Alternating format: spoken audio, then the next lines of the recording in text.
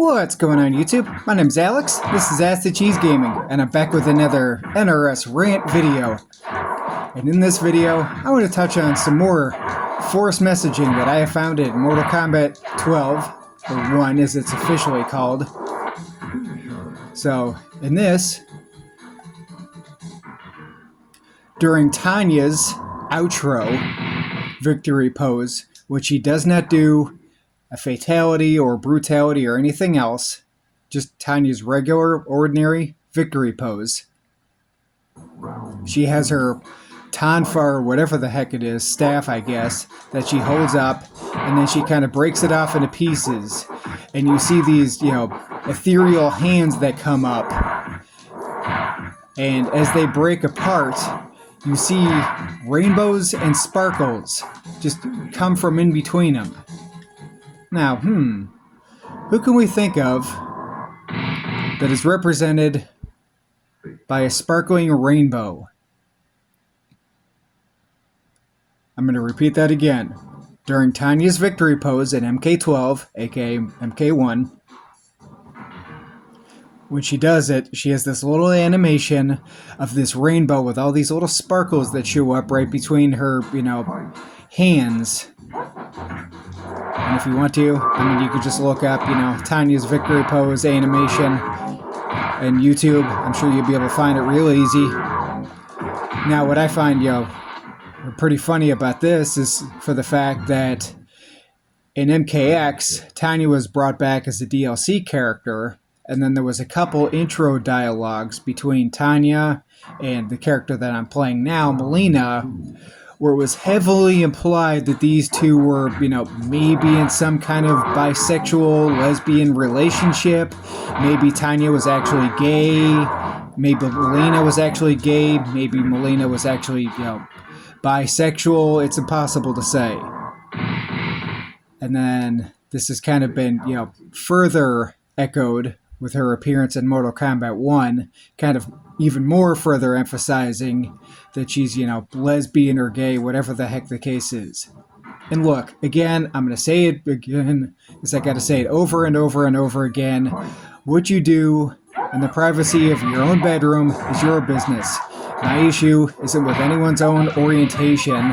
The issue that I have is when it gets forced down our throats by developers who just want to sit there, instead of caring about making a good game, it's just the message, the message, the message. It has to be all about the message. It has to be about filling the game with these subtle little hints and teases of, gotta have the message in there, gotta have the, LGBTQIA++ rainbow agenda, just, flush throughout the game. It was subtly implied in MK12, and I'll give them credit.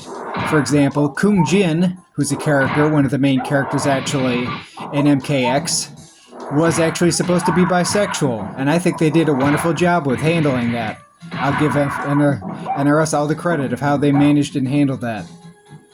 But, oops, and we go up to the other level, as I lost that round. But, as I was about to say, Tanya, Melina, okay, it was subtle enough, but okay, fine, whatever, I'll ignore it.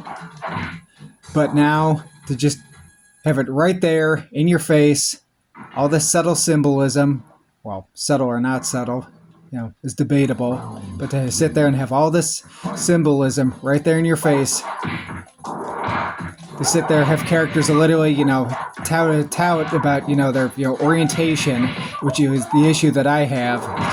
Forget about, making character interesting, having them be a great character. Nope, got to be all about the messaging. Got to have their, orientation define them. Oh wow, we lost to Liu Kang. I mean, does a person's orientation define everything of who they are? Certainly doesn't for me. Does it for you, dear viewer? Is you being, gay, straight, bi, whatever the case may be, does it define who you are, what you are? It doesn't for me. It's just further, pushing this narrative, pushing this agenda, pushing this division to keep us in the community constantly fighting and squabbling with each other, while, NRS's mega super rich, mutual fund holdings behind them at AT&T sit there and just make a, killing of money. But instead, now we have to sit there and be mad at, fighting with each other. I mean, it's sad. Can we just get back to making great video games again? Sorry, no pun intended on that one. Be you a supporter of that or not. But, I mean, can we just get back to having, solid, amazing games, good controls, good story, secrets, good character depth? Can we get back to that? Instead of having the agenda and all these subtle symbolisms and teases and everything hint. But, oh, it's, the Liu Kang story.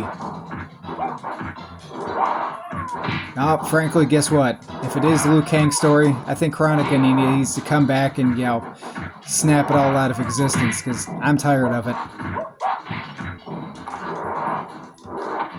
I'm ready for it to be over and done.